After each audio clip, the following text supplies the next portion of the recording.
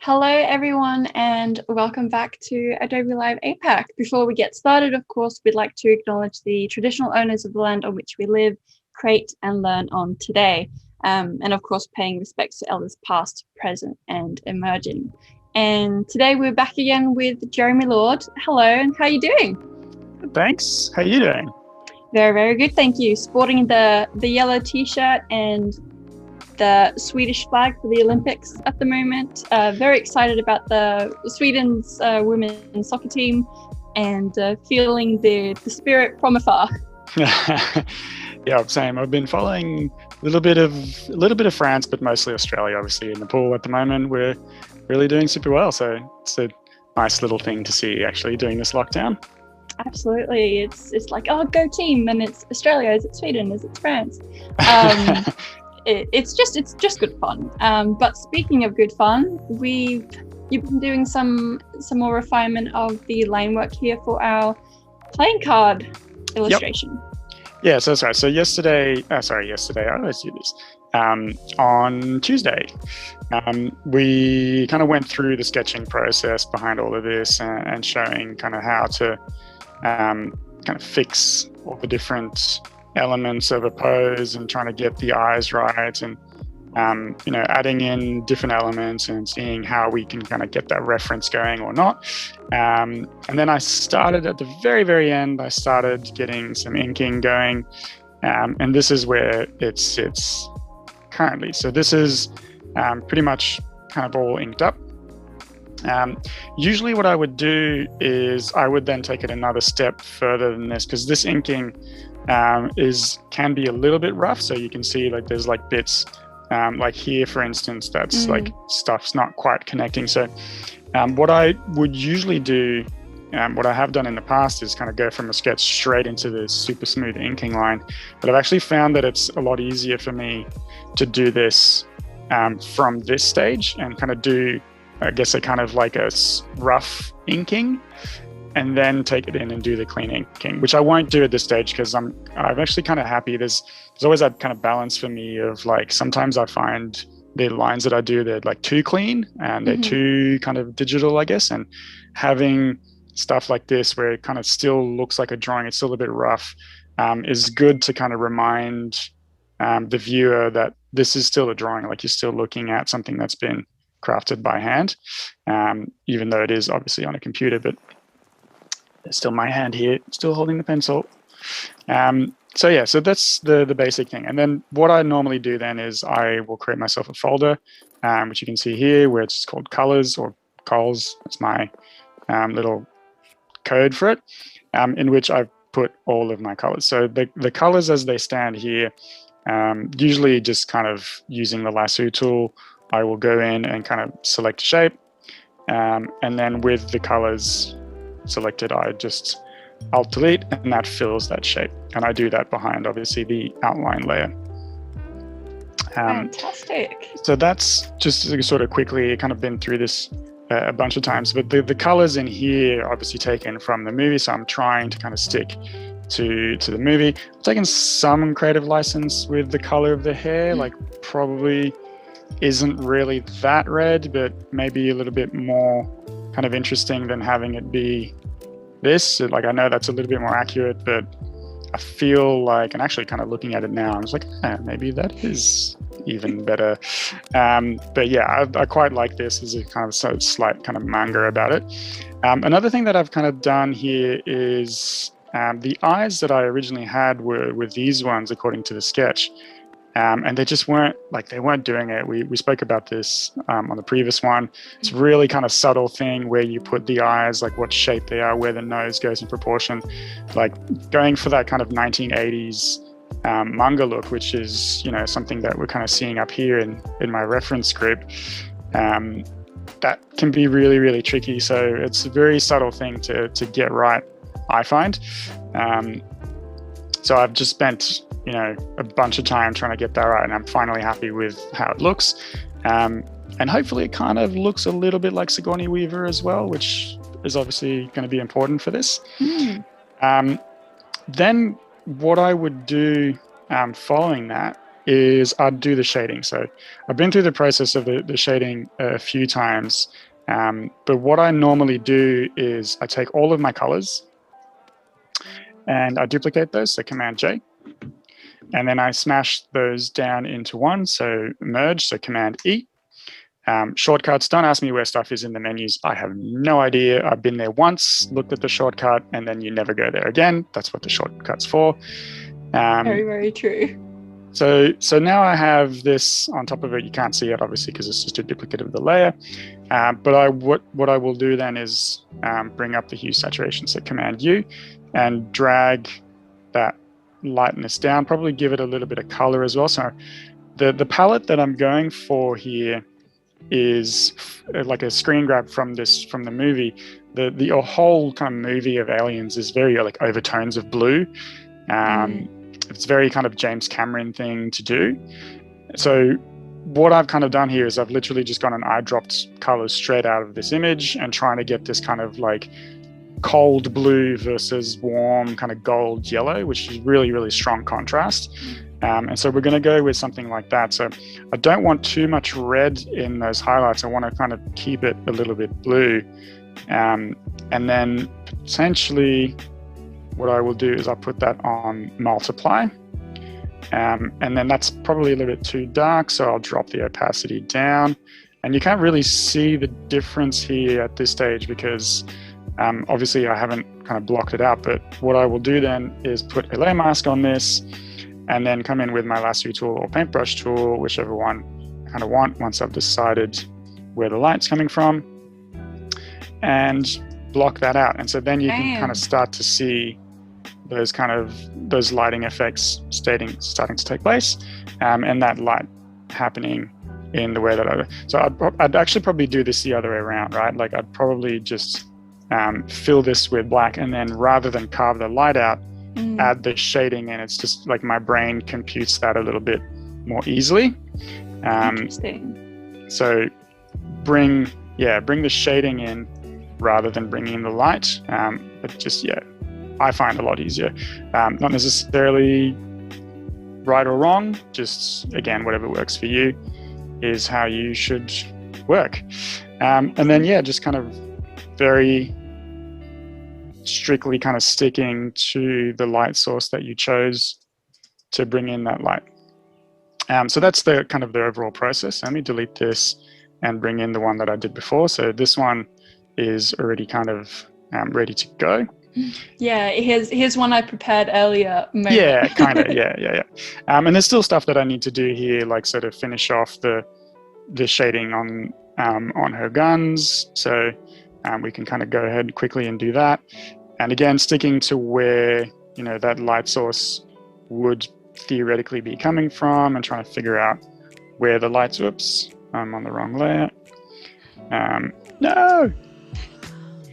This is why we name and organize our layers, kids. So not pointing any fingers. I've named it. It's just when you're on when you've got a layer mask on it, sometimes you actually got the layer selected, not the layer mask, which is why when I'm doing this, it'll fill with, it'll fill with red rather than, will it? Yes, it will. Trying to show a thing and it's not working. Anyways, just make sure that you're on your layer mask before you do it, rather than the actual layer itself, because otherwise you will fill with color instead of what you're trying to fill with. Absolutely right. And seamless. Nobody noticed. Yeah, not at all. But these are all fantastic things, and we raced through a lot in the beginning. So today is about color and shading and sort of finalizing this piece. I also just want to give a shout out to everyone in the chat So Steve, we also have Flynn, of course, who is the mod for today. And let's see, scrolling up, we have Dee, welcome Dee, and Motor Void. So glad to see you all here. And of course, like any other stream, if you have any questions for Jeremy today, just pop them in the chat and Flynn will collect them up and pass them on to me, and we can ask and get to as many of them as we can. And of course, if you're watching on YouTube, please head on over to Behance, because that's where the chat is being monitored. That's where all the fun is, and that's where you can post your questions and they'll get seen and answered as quickly as we can. Yep.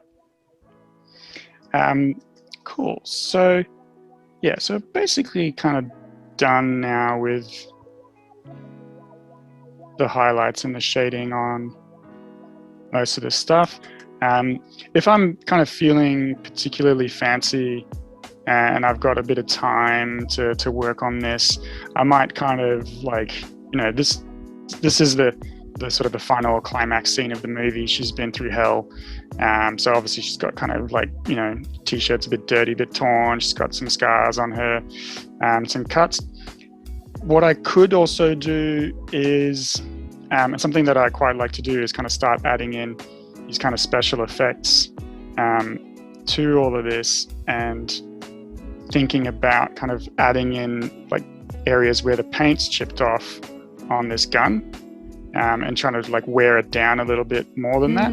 So this obviously kind of probably takes a fair bit more time to kind of go through, but all these kind of little special effects and things will really kind of add to the overall kind of feeling of what this particular scene is about.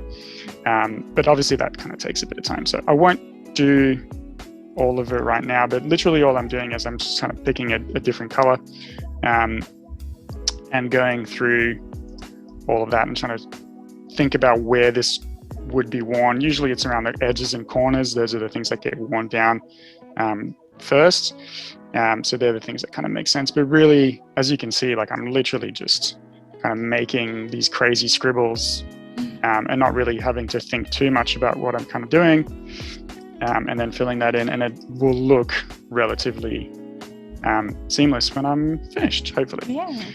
And that's because that's from a distance as well. So you don't need to, have reference pictures necessarily of like, how does a scratch look on a gun from Aliens? It's exactly. Or Alien, I should say.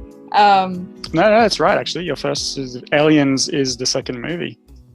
That is correct, and still have not seen them. I know it's just been about 2 days, but we are all human after all. But they're on my list, and I am genuinely very, very excited to see them. Notwithstanding it's kind of like the wonderful stream. It's kind of like the original, like, empowered woman, like female character kind of movie. It's like that's the original one. And I think I've heard like stories of how the director had to, or like the original one, how they had to fight to get Sigourney Weaver in. Really? As the character, because it was just like, this is, I think it was 1979. And I know that because I had to Google it. Right. That's the first one. Yeah. Yes, that's the first one. And so, yeah, at that time, it's all just kind of mostly, like Schwarzenegger and co. kind of doing all these superhero movies, big time kind of action blockbusters. So, yeah. And now she's just like the iconic female character. But yeah, so we're like, I'm getting a little bit lost in kind of adding in these cool special effects. It's always super fun to kind of do all that stuff. But what we need to do is obviously move on. We need to kind of finish this brief and get it to look kind of like a card. So at the moment, last session, we kind of looked at trying to get this alien queen in the background kind of looking the way it needs to look. And it's not really working, like trying to sort of show the main bits of the queen, which is the kind of the long head with the crazy spikes, and obviously the mouth with the teeth, and then the tail is obviously super important. Those are the three like super iconic alien things. and she's just kind of hiding it a little bit too much, so it's not working. So we're gonna make this into an actual playing card and see what we can do with this. So I'm gonna make a copy of this because I'm kind of digging this as a poster, and something that could work potentially is like bringing in some type into this at the top here, and like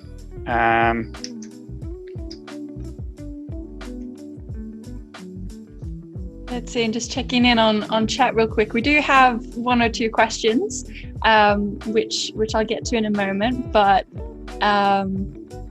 let's see. Yes, Steve, of course, confirming that it is 1979 when the first movie was released.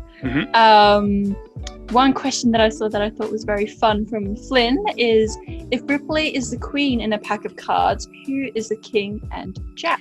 So I think this is a question very much for you since you've seen the movies. Well, so all right, so I think in this instance, we were talking last week about like doing series and things like this, and seeing how that could work. So like, this is just me kind of adding a little bit of type here, by the way.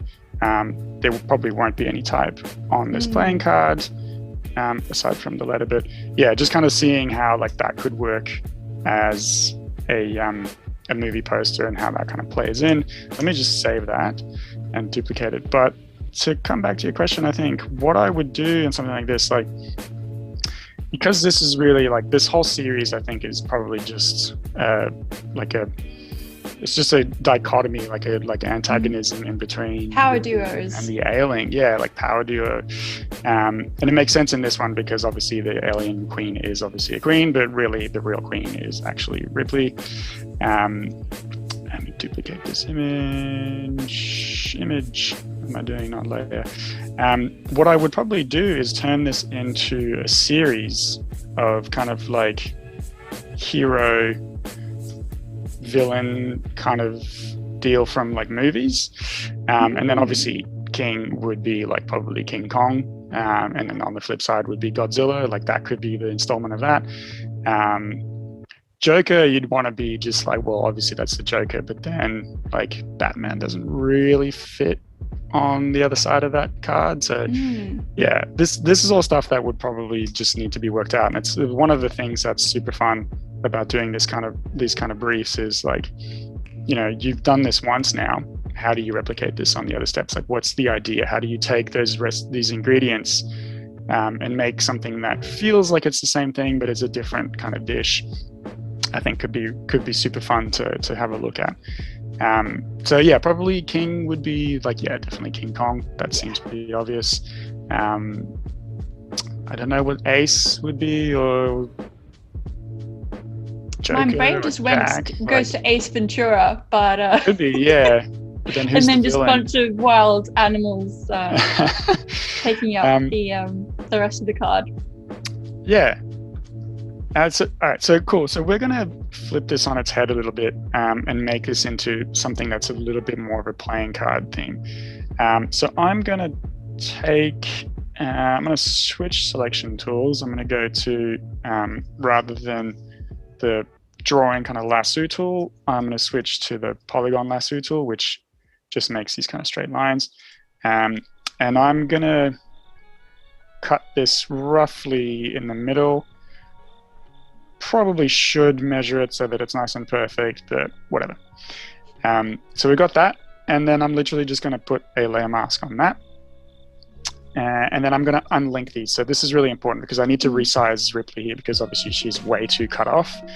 So I'll need to resize her without messing with the actual mask. So unlinking those means that I can actually resize this and move it around without moving around the actual layer mask that I've created. Here we go. I might just make her a little bit smaller. So she can sit here. Yeah, we did just before we went live, just talking about you know, in the layout that was before, it was kind of looking like sort of a traditional movie poster. So think of your Star Wars or your Indiana Jones. But like you were saying, sort of actually thinking, what is the brief? What is the sort of end product actually going to be? And so for a playing card design, maybe it didn't quite fit. Yeah, exactly. And like I said, I think one of the tricky things here is like this. I think for me, this is always synonymous, and you can kind of spot this sometimes in different people's works. Is like the alien queen in the background here kind of feels like an afterthought, because there's no planned room. It feels like I'm trying to kind of wedge her into whatever room is left. And so this kind of feels like it wasn't planned from the start. So that can always be a little bit tricky. Whereas if I maybe kind of take this now and see like, all right, I'm going to take the alien queen. I'm going to duplicate this layer mask actually before I do that, because obviously the same layer mask needs to apply to that, but in reverse. So Command I on that layer mask, and then the bottom part of that will be replicated. And then I can take this and probably just flip it horizontally. And then stick it there. Yeah, see, that's probably way better in terms of composition, right? Like now we've got the angle of the head here is working in a way that's much kind of better. So we've got this big kind of diagonal movement of the line of the head here going. That matches with this. And probably I might actually just take Ripley and just rotate her a little bit. Obviously I've lost like the hand on the gun, and that's a bit of a shame, and like that would be probably a better pose, but then the head's probably a little bit too cut off, and I don't want to make it too small. So probably something like this is going to be better, and then I can kind of have that callback of that kind of diagonal again here in the kind of the pose of the upper body. So that I think for me is working way better already in terms of trying to get that queen in there. And I'm going to flip her over and see kind of how that feels. Yeah, that's much better. Much happier with that. Yeah, you know, it heroes both the characters and really, like we were saying, it fits the brief now a lot more better. A lot more better. Yes, I know English. It does. Yeah, double positive. I've also got a few kind of neon highlights in here. So obviously the flame from the gun is probably throwing some light on her face. And then a really good trick for this kind of stuff is that kind of warm, cold kind of aspect. So I would usually throw then another bounce light on the other side, which is in direct contrast with that. That kind of gives us that nice kind of warm, you know, cold to light feeling. And if I'm feeling particularly fancy, I will also do something like this in the background and give her a little bit of a slightly more of a background light there. So that just kind of lights up the background a little bit. And then maybe slight one on the other side, something like that. And then darken the whole mood a little bit with a nice kind of dark one to go in. It's wild how just a simple, I mean, it's 2 radial gradients, 3 now, like 3 radial gradients and some lines, and already it feels so much more atmospheric and 3D, much like the lighting setup you have in your studio as well, which I'm very envious of. I've got the green screen going, but lights are to be figured out. But yeah, just the simple techniques done, you know, just enough, not too much. And it's incredible to see the impact that change can have on an image. Yeah. So the idea here is, and you're absolutely right. I think the point of this is that without these, it's kind of flat. It's just like the background is nothing. It doesn't exist. It's just kind of floating. Whereas this, like, there's an interaction now. And I think that's one of the things in kind of character illustration that a lot of people miss. It doesn't necessarily need to be some super detailed background. Like I don't need to draw a spaceship or the alien, layer behind her, like spend a lot of time kind of doing all the super intricate kind of H.R. Geiger, layer of the thing. I mean, that would be super cool, obviously, but if you press for time or like you don't necessarily have the skills to do that, something like this, it creates that interaction in between the background and the character, where that light on her face obviously comes from the flame of her gun, but the yellow light before is just kind of like, where's that coming from? That's a little bit less clear. So this kind of hints at like there's something in the background that is literally interacting with her in the foreground. So there's that kind of thing, is like now she's sitting in that background. So things like that, like go a huge way to making that character not just feel like they're just stuck on there. Yeah, I mean, and using light as storytelling as well. We have a wonderful question from Flynn. So do you match the gradient to the light source?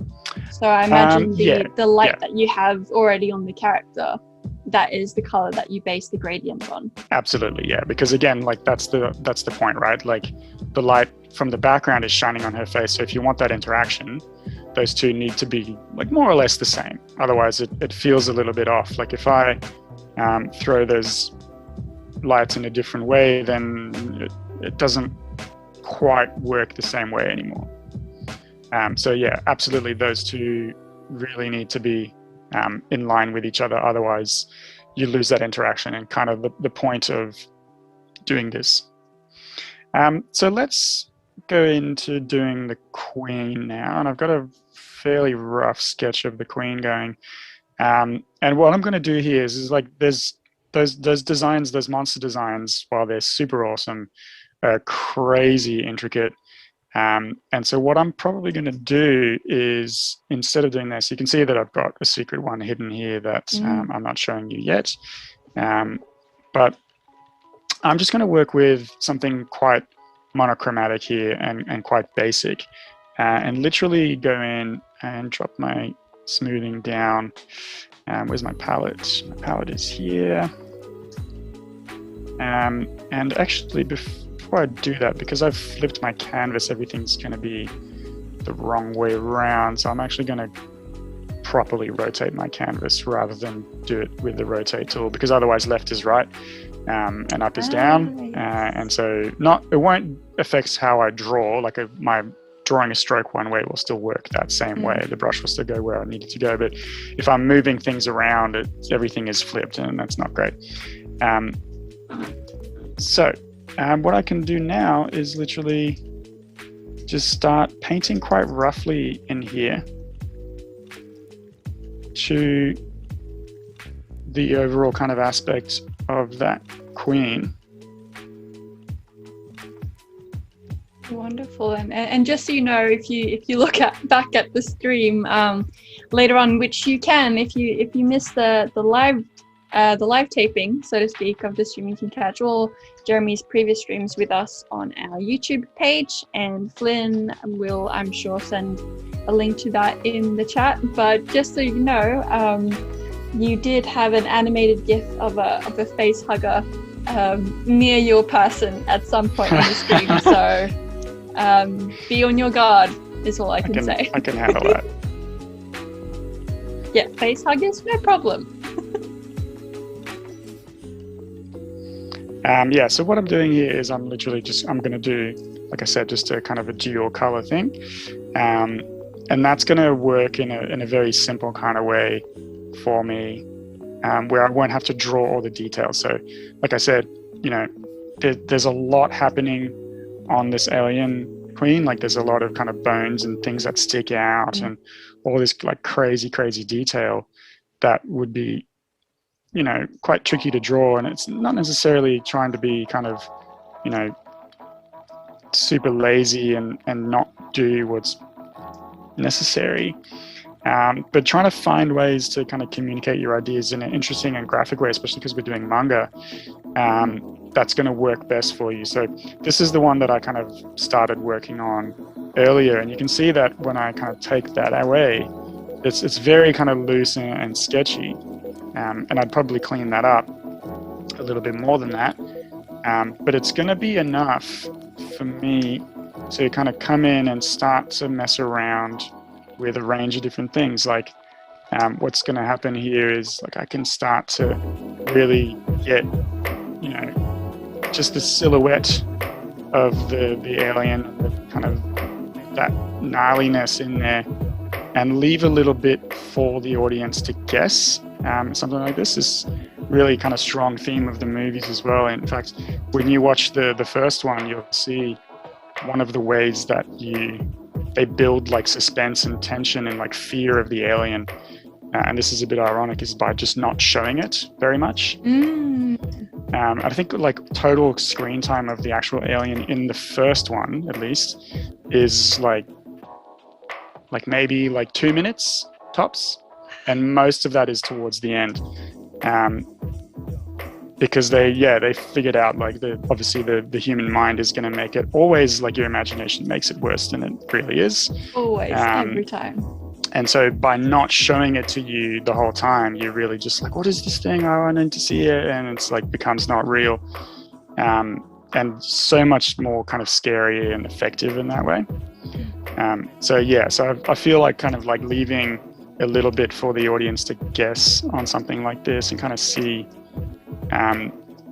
what's kind of happening, not in its entirety, is going to be a little bit kind of interesting. And obviously, like I said, a lot easier for me to do it this way and not have to draw all the details in something like this.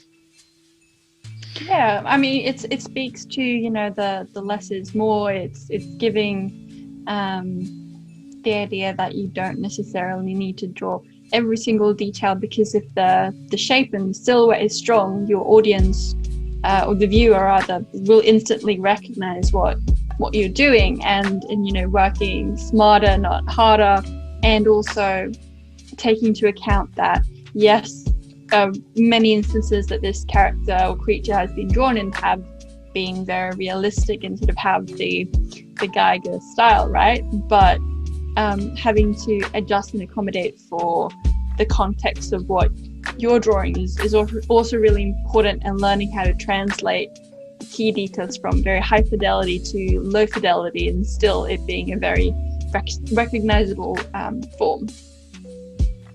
Yeah, totally. And I think that's only really possible for when you're drawing things that have that super distinctive form, like the design of the alien, whether it's the soldiers, like the basic ones, or the queen herself, is so like iconic, with that giant head and the horns and like spikes everywhere, happening all over her body is really something that's super, super iconic in terms of character design.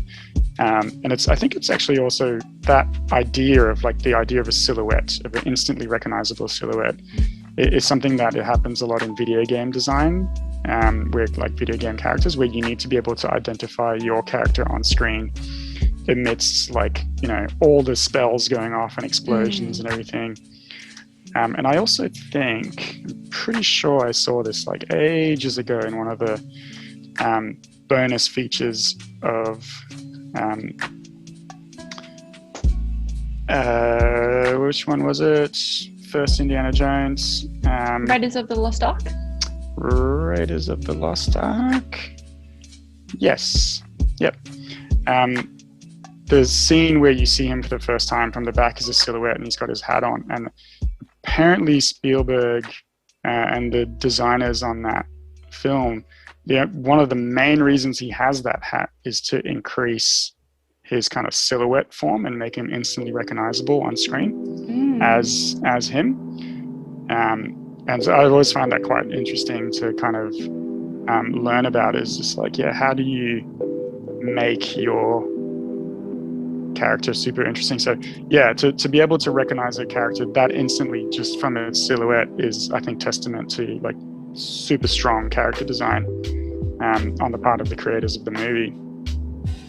Absolutely. And I mean, it reminds me as well of Jurassic Park, where you have the essentially the logo of the movie being the silhouette of a dinosaur, and I think really fits into the genre really well. You kind of see them before you even see them, and then you instantly know what's happening, similar to how a theme song might do the same thing through audio as well. It's great stuff. Totally. Very exciting. Totally, it's cues to what you should be like feeling and seeing. All right, so we're going to do the teeth now, and obviously the teeth are super important for this. So again, working with two colors is going to be quite crucial to this, and how I'm going to do the teeth is literally, let's go ahead and grab this kind of pale blue, and I'm going to layer behind, I should actually be a layer in front, and let's just start drawing some teeth.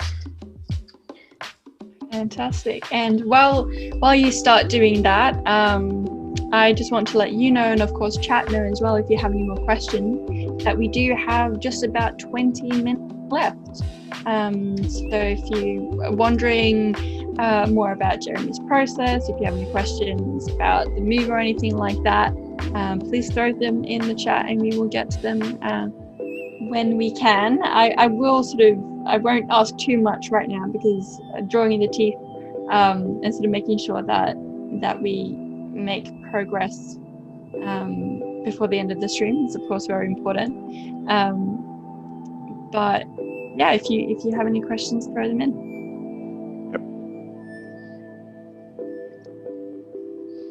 So doing the teeth like this in this kind of different color obviously is going to make them really, really stand out. And that's the thing that you're going to kind of see first. And that's absolutely, what I'm trying to achieve with something like this is getting that that focus on the dangerous parts of the alien. And that's obviously the teeth and the tail. So what I could also potentially do with something like this is think about how I might bring in some highlights onto this as well. If I'm feeling kind of fancy with my lighting and trying to bring in, again, a little bit more detail to kind of match up with the level of detail that's at the top here. Definitely something to kind of think about with that, and bringing in some highlights in. So how I would do that, let me just get a little bit of that crazy drool slobber that is so prevalent in the movie as well. Very much from any GIF that I've seen, or sort of short clip, that has certainly been a standout feature. That's how they announce their presence, right? It's just you get a bit of dribble on your shoulder and you're like, oh, I'm dead. No. I think that is also as good a disclaimer as anything for anyone considering watching the movie. If you have an aversion to drool, maybe skip this one. Fair enough. Cool. Yeah. So I think I will put some lighting on this, and I'm just going to create.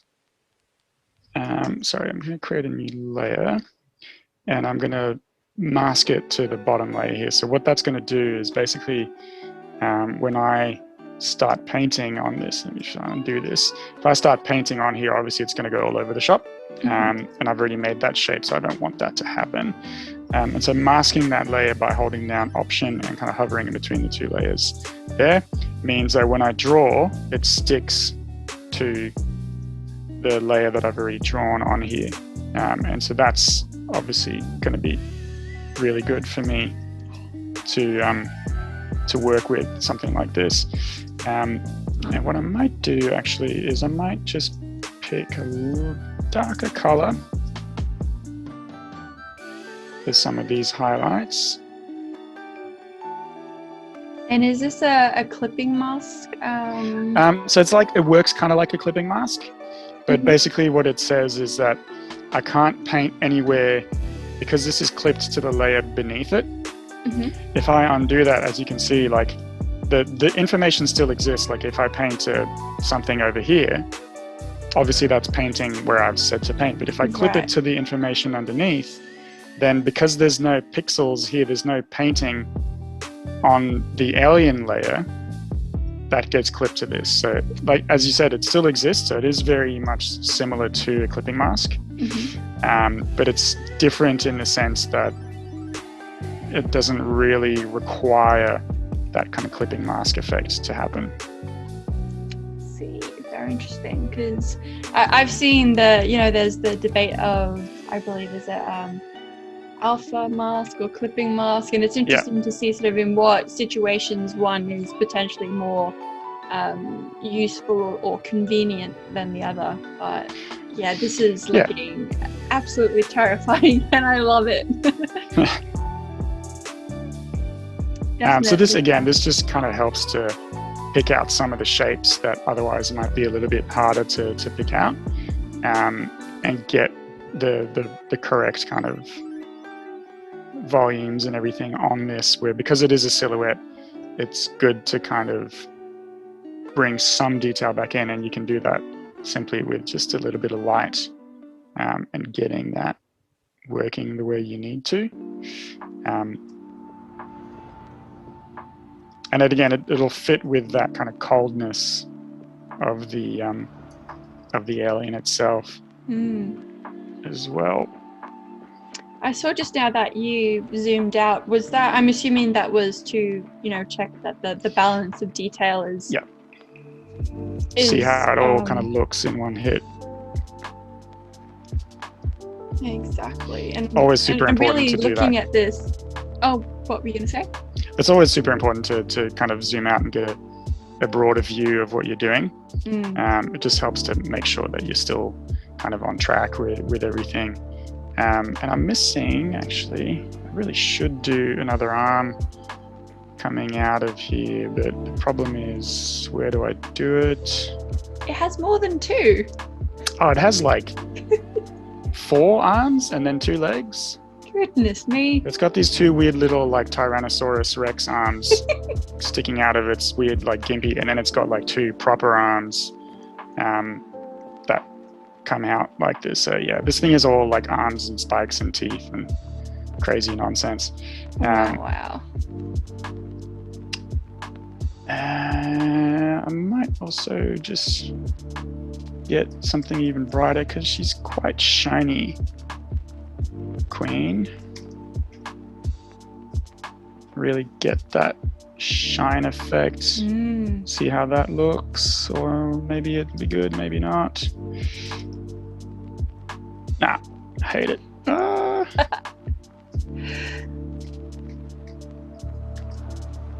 I mean, everything is worth a try, Yeah, absolutely. And it's definitely like a no when I see it kind of thing. As well, like if you don't like it, just Control Z, or redraw it again.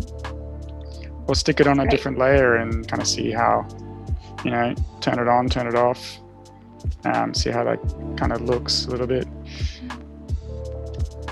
Yeah, that's not too bad actually.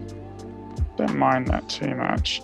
I feel like now I need like some darker tones in here to balance it out and try and get that kind of lighting to work in the way that I need it to. So let's see how that makes me feel. I suppose that's the tricky thing too with it's not too bad. Like you're coloring, yes, with color, but really what makes these 2 sides and this piece so effective, and especially the queen side of it is that you're coloring with light, really.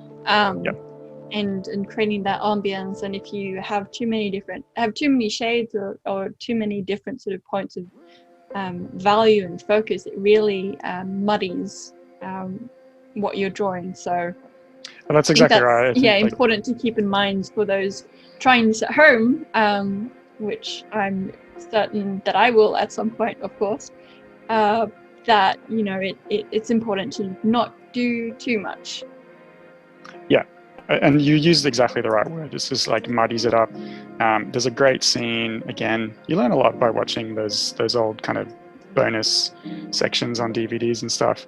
There's that scene in Lord of the Rings in the final battle in front of Minas Tirith, where there's just like millions of things happening at the same time. And they're interviewing the sound artists, and the sound artist is talking about how you do kind of sound engineering for something like that, where there's like horses and dragons and swords and men like shouting and like all this like clinking and clanging, and like if you do all the sounds, and the word that he uses is like it just creates this sonic mud, right? It's just this like thing you can't tell, and so you pick certain things, and in this instance it's the big like elephant things that they have, and like those footsteps are the things that matter. Like you draw the attention to where it matters. So like, yeah, like if I start to have, like you said, like all these different things all over the place, it really muddies up the clarity of this image, and it just won't have the same results.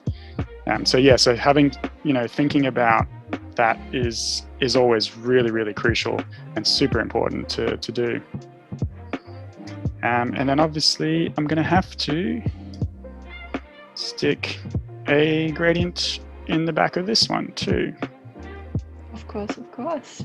And I feel like that is keeping us perfectly to time as well. Just a heads up that we do have 10 minutes left. So chat if you have any absolute last minute questions, whether it's about alien, drawing alien or aliens, feel free to throw them in the chat.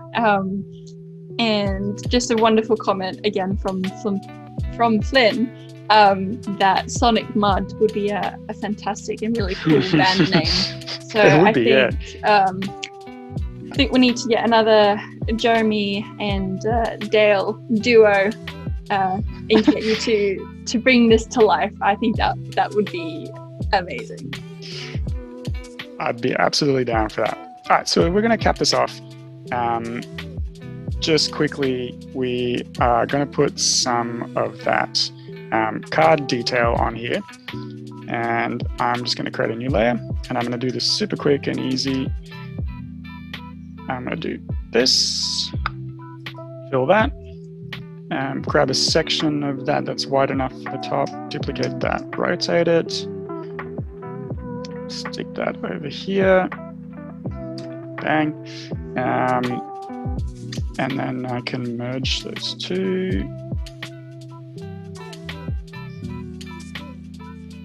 This one. Even just this, I'm learning something new, because I would have gone in here and created, rectangle shape and duplicated the rectangle shape there's like this. A million ways to do this kind of stuff. The reason I'm doing it this way is because now that I've got that one, all I need to do is duplicate that, rotate it, and I've got the bottom one symmetrized.